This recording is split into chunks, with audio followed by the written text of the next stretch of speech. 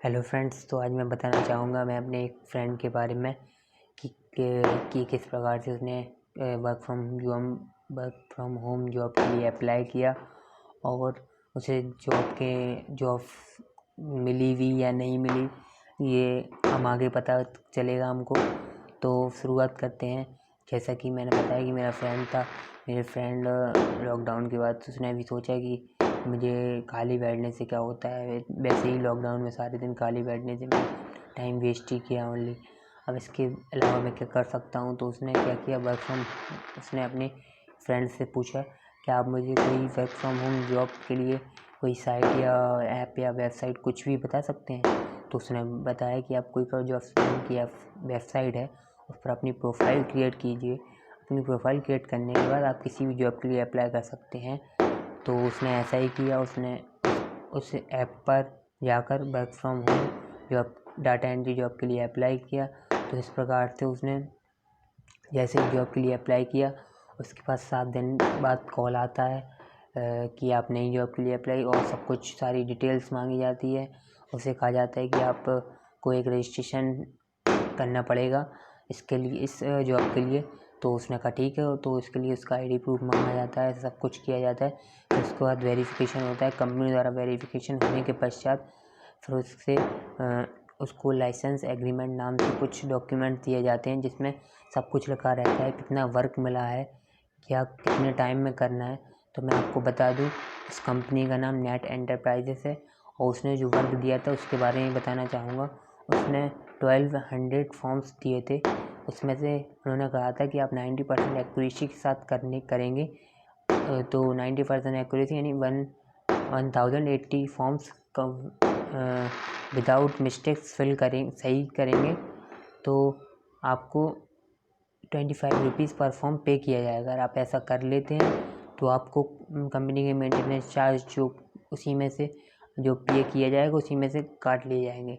अगर आप ये वर्क 8 दिन के अंदर कंप्लीट नहीं कर पाते हैं या किसी कारणवश आप सबमिट नहीं कर पाते हैं, तो ये आपकी रिस्पॉन्सिबिलिटी होगी और आपको 6700 रुपीज़ पे करने पड़ेंगे। तो उसने कहा ठीक है। अब क्या होता है, उसने जैसे ही अपना वर्क कंप्लीट किया और जैसे ही उसने फाइनल सबमिशन किया, जो फाइनल सबमिशन करना था, तो उन्होंने कहा था कि इसमें आपको एक पीडीएफ जनरेट होकर मिलेगी। तो जैसे ही उसने किया तो एक पीडीएफ तो जनरेट हो रही थी, लेकिन वो ओपन नहीं हो रही थी, और ओपन नहीं होती तो वो सबमिट भी नहीं हो पा रही थी। इसीलिए, और उन्होंने ऐसा कुछ कर रखा था वहीं से, उन्होंने उसमें पासवर्ड डाला था और उसका कोई ना पासवर्ड दिया था। तो इस प्रकार से उसके जो पासवर्ड ना मिल पाने के कारण उसका जो वर्क है वो सबमिट नहीं हो पाया, और उसके जो वर्क कंप्लीट होने के बावजूद भी सबमिट नहीं हो पाया। और उसने सोचा कि अब मेरे 6700 रुपीज़ चले जाएंगे। तो फिर उसने सोचा ठीक है, कोई बात नहीं, जो मुझसे गलती हुई है तो उसने सोचा मेरी गलती है। उसे क्या पता था कि उसके साथ इतना लंबा फ्रॉड होने वाला है। तो अब क्या होता है, नेक्स्ट डे सोचता है कि कंपनी द्वारा कोई मेल या फ़ोन आएगा कि आपको यहाँ पे करना है, इतना इतना पे करना है। तो उसने सोचा ठीक है कि आएगा। अगले दिन कोई कोई मेल नहीं, ना कोई फ़ोन। तो और 7 डेज़ बाद पर मेल आता है कि आपके ऊपर कोर्ट में केस कर दिया गया। अगर आप 6900 रुपीज़ पे नहीं करते हैं तो आपको वहीं कोर्ट में आना पड़ेगा। तो उसने कहा ये तो मेरी गलती थी। तो उसने ये अमाउंट पे कर दिया। अब उन्होंने कहा कि जो आपसे जैसा कि एग्रीमेंट में किया गया था, तो आपको बताया गया था कि आपको जो 6700 रुपीज़ हैं वो आपको पर मंथ पे करने पड़ेंगे। तो इस हिसाब से अगर आप अभी कैंसिल करवाते हैं लाइसेंस एग्रीमेंट, तो आपको 72,102 रुपीज़ पे करने होंगे। ऐसा नहीं करते हैं तो आपके ऊपर कोर्ट में केस हो जाएगा। और अगर आप अभी ही जमा करना चाहते हैं एक घंटे के अंदर, तो आपको हाल ही में अभी 18,950 रुपीज़ जमा करने होंगे। अगर आप ऐसा कर देते हैं तो आपके ऊपर कोई लीगल एक्शन नहीं लिया जाएगा, ना ही कोर्ट में कोई केस किया जाएगा। तो इस हिसाब से उसने सोचा। अब उसने क्या किया, उसके पास पैसे तो थे नहीं, उसने अपने फ्रेंड से अरेंज करना स्टार्ट किया। जैसे ही उसने अपने फ्रेंड से अरेंज किया तो क्या होता है, उसने अरेंज करके फिर सबमिट कर दिए। अब वो कहते हैं आपका कंपनी के द्वारा कोई इशू नहीं रह गया, आपको जो एनओसी है वो कल आपको कंपनी द्वारा प्रोवाइड करा दी जाएगी। उसने कहा ठीक है, चलिए अब ठीक है। तो उसने कहा कि अब मैं आपको कल कॉल करता हूँ जो वकील वहाँ से बात कर रहे थे, उन्होंने कहा कि मैं कल आपको कॉल करता। तो वैसे ही ठीक है, वो नेक्स्ट डे कॉल से 10 AM कॉल आता है कि आपको सिग्नेचर करने के लिए अपने पेरेंट्स के साथ आना होगा। और मेरा जो फ्रेंड था उसने अपने पेरेंट्स को तो अभी तक बताया नहीं था, और जैसा कि पेरेंट्स को बताया नहीं था तो इस बात को वो समझ चुके थे, और इसी बात का फ़ायदा उठाकर उन्होंने कहा कि आप कोई बात नहीं, आप नहीं आ सकते तो आप डिजिटल सिग्नेचर कर सकते हैं, और अपने डिजिटल सिग्नेचर के 2550 रुपीज़ पर सिग्नेचर पे करने पड़ेंगे। और आपके 6 सिग्नेचर हैं इसके, तो इसके हिसाब से आपको 15,350 रुपीज़ पे करने पड़ेंगे।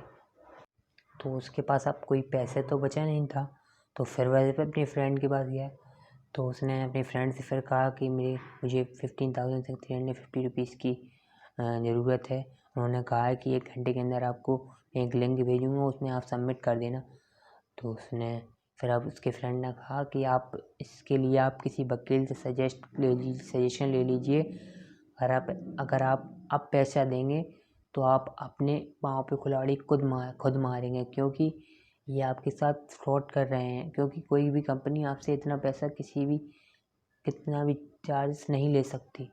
तो इस प्रकार से आप वकील से सजेशन लीजिए और जो भी वो बताएं वो करिए। तो फिर वकील द्वारा कंसल्ट करता है मेरा फ्रेंड, और उससे पता चलता है कि वह जो एडवोकेट है वो फ्रॉड है। और इससे ही पता चलता है, सारी उसकी डिटेल्स निकाली जाती है, कंपनी की डिटेल्स निकाली जाती है।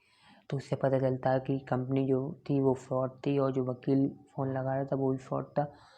और अब इस प्रकार से इसकी जो मेरे फ्रेंड ने वो क्राइम पोर्टल पर रिपोर्ट की, तो एक फ्रेंड और मिला, तो उससे पता किया गया, तो उसके साथ भी ऐसा ही हुआ था। लेकिन उसने सिर्फ ओनली अप्लाई किया था और उसने रजिस्ट्रेशन किया था, लेकिन उसने कोई वर्क नहीं किया था।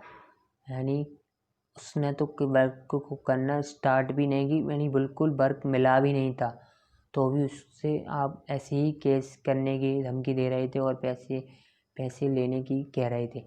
और उन्होंने ही बताया कि मेरा भी एक फ्रेंड है जिनसे उनकी बात हुई कि उनके साथ 1,75,000 रुपीज़ का फ्रॉड हुआ है। इसी कारण उन्होंने, क्योंकि बताया आजकल के बच्चे जो हैं वो कोर्ट के नाम से, क्योंकि वो सोचते हैं अगर एक बार भी पुलिस में चला गया तो मेरे ऊपर इतना चार्जेस लग जाएंगे तो मेरी ज़िंदगी ख़राब हो जाएगी। तो इस हिसाब से वो डर गया और उसने 1,75,000 रुपीज़ पे कर दिए।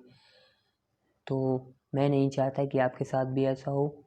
तो इसीलिए हम जब भी किसी नई जॉब के लिए अप्लाई करें या किसी भी नई कंपनी के लिए अप्लाई करें, तो उस कंपनी की सारी डिटेल निकाल लें। जिस प्रकार आप अपनी डिटेल देते हैं, उस प्रकार आपको उस कंपनी के बारे में पूर्ण जानकारी होनी चाहिए। अगर आप पूर्ण जानकारी नहीं लेते हैं तो ये जिम्मेदारी आपकी होगी अगर आपके साथ कोई फ्रॉड होता है या कोई अन्य घटना होती है।